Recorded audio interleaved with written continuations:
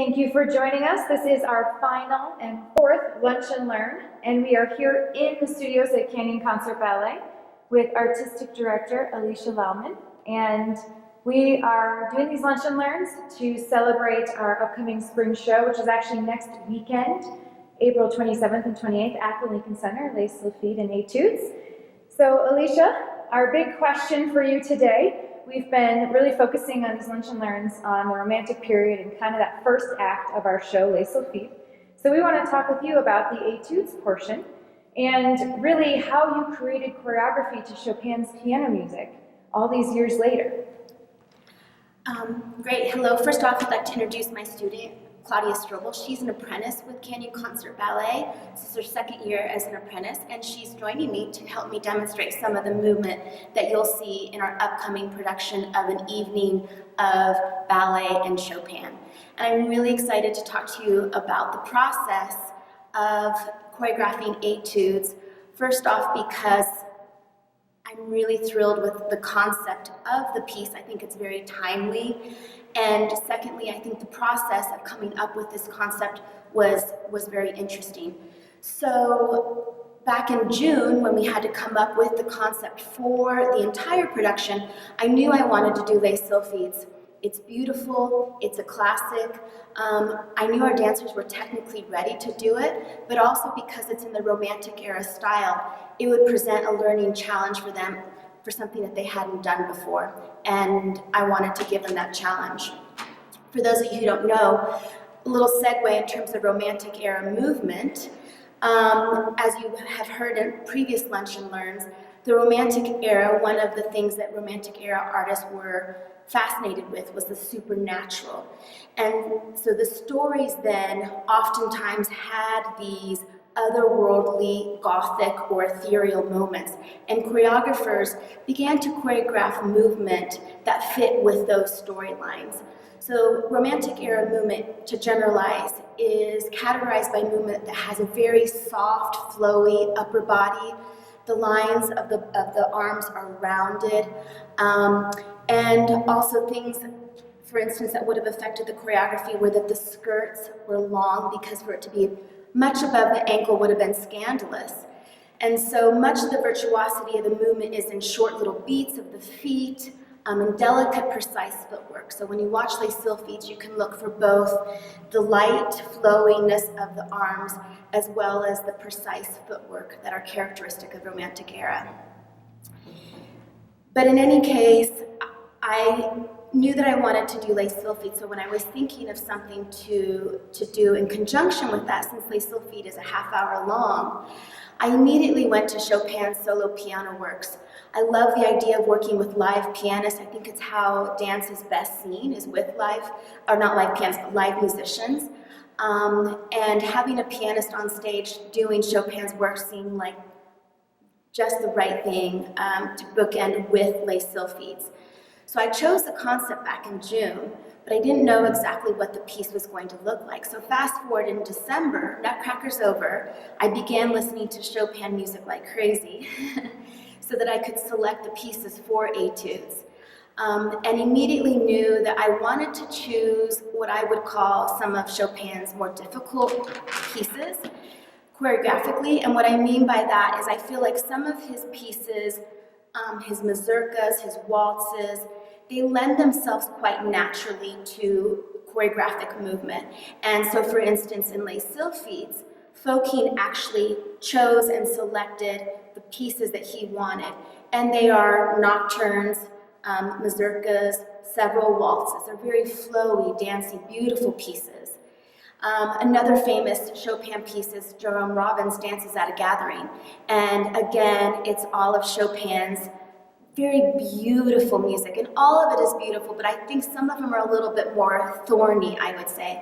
And in fact, I just recently read a funny little quote from Robert Schumann, a composer, who said that Chopin's mazurkas are like finding a gun in a bed of flowers. And I don't know exactly what he was referring to, but oftentimes in these more challenging pieces, you'll feel like you're going along in these gorgeous melodies, and suddenly he has an outburst. and is how I would characterize it. And choreographically, I've just oftentimes laughed because I think, what am I going to do with that outburst in the middle of this gorgeousness? Or another thing that I found challenging in the music, for instance, is that he will kind of distort and extend the tempos of his melodies by going into these just flutterings of notes, these waves of notes. And I found those challenging to deal with as well choreographically. But I knew I wanted to take on that challenge, especially as a bookend to Chopin's other music. Anyway, I got in the studio to start working, and typically when I choreograph, I always start with a concept first, and then I choose the music. But in this instance, I worked in the reverse of what I almost always do, and I chose the music before the concept. And I had hoped that the structure of the music would provide what I needed conceptually, choreographically. And once I got in the studio, I knew I was wrong. And it is this improvisational and kind of difficult aspects of some of Chopin's music that made me realize, no, I need a concept to help ground this work and to tie all these pieces together, because I have 9 selections from Chopin. And so I immediately just started just doing research, what could I find to kind of help bring these pieces together? And I did a lot of research into Chopin's life, and I found out he had tuberculosis and died at a young age, and he was really interested in opera music and bel canto, and I was looking into that, but nothing really kind of felt at home, like I couldn't really grab hold of anything. And luckily, I ended up reading an article recently, it was in January, in Dance Magazine by an author named Teresa Howard. And she talks about this idea of what a 21st century ballerina would look like. And immediately after reading it, I knew it was an important article, and I knew that it was going to provide the concept for this piece. So the article's coming up just because of several things that are really hot in the ballet world right now. Issues of how to make this classic art form be able to encompass the pluralism, the diversity of the 21st world that we have now. Both gender, race, in particular, are 2 biggies, but also story-wise.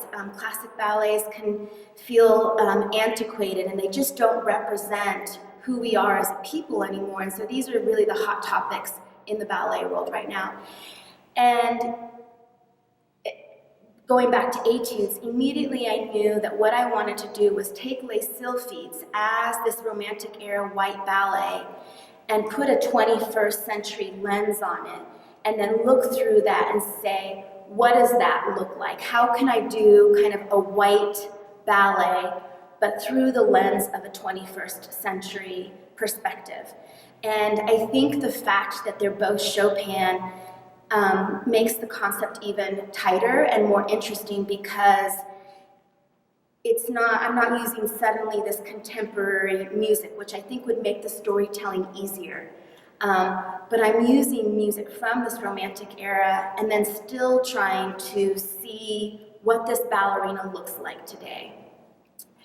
In any case, when I came up with the concept, from there it was super easy. So white ballets, they're always very, very symmetric. They have everything's in sync. Oftentimes their characters are dead. And if they have any agency, frankly, sometimes they're not very nice, or they've been given reason not to be very nice, and then they torment the men who are still human and alive. And so immediately I had just a bunch of stuff to play off with, because I said, okay, let's disrupt some of the basic things. Let's disrupt the synchronicity. Let's disrupt the symmetry. Let's disrupt the fact that they're not alive. So simple, they need to be human. And normally when you would do a ballet like this, you would, and I say ballet, but it's contemporary movement, you would line all your dancers up in height order. I never did that once. I said, let's just let it be. Well, you'll see what happens. And I literally have a dancer who's probably, I have this age range of like 11 to 33 and just as much height difference. And at one point, one of my littlest dancers is up against one of my tallest, and I like it because it's this just clear visual image of the concept of the piece. And then from there, I just said, okay, what other things? What do humans do, that dead people don't do? Well, we talk, we love, we share, we laugh, so that immediately gave me some more material. I have 2 nods to classical white ballets that you can look for when you're watching etudes. And the first one comes in the first section, and it's a nod to La Bayadère, which is Petit Pas. It's one of the most classic white ballets, but it's from La Bayadère, and it's called The Entrance of the Shades, and they come on from upstage, and they serpentine, but they do this walking pattern that is memorizing and super repetitive. So I have a walking pattern that's repetitive and hopefully mesmerizing.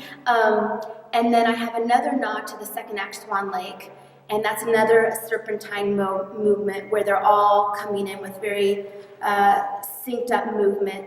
And I have used very contemporary movement to kind of have a nod to Swan Lake, so you can watch for that.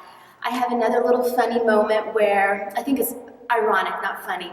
We have our guest artist, Nick Blaylock, and I have him surrounded by a core of women.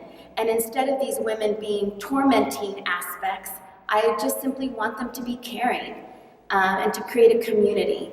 And Nick is also just a part of the community. He's not isolated in this way that they typically were in Romantic era ballets. So I think you'll find some surprises.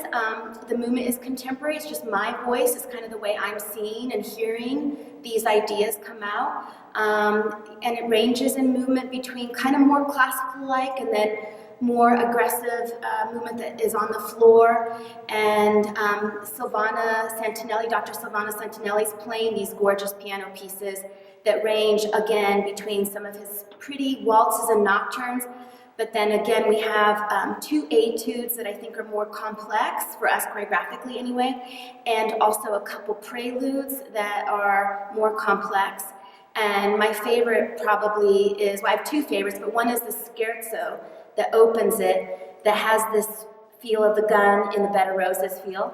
And also Chopin's Revolutionary Etude is thrilling, I think, and it just feels like Silvana's hands are just running over that piano like crazy, and so that one's been super fun.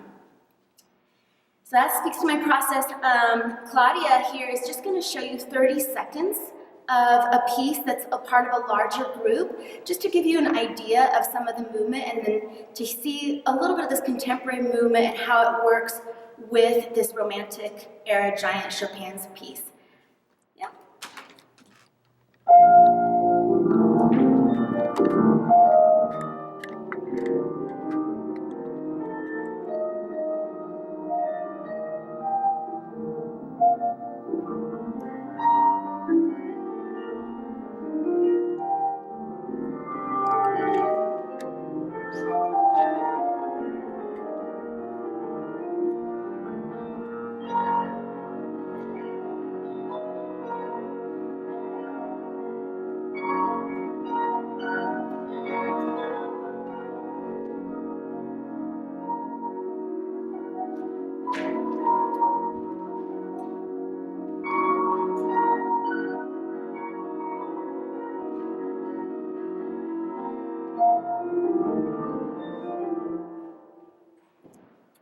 All right, thank you, Claudia. That was beautiful. Thank you.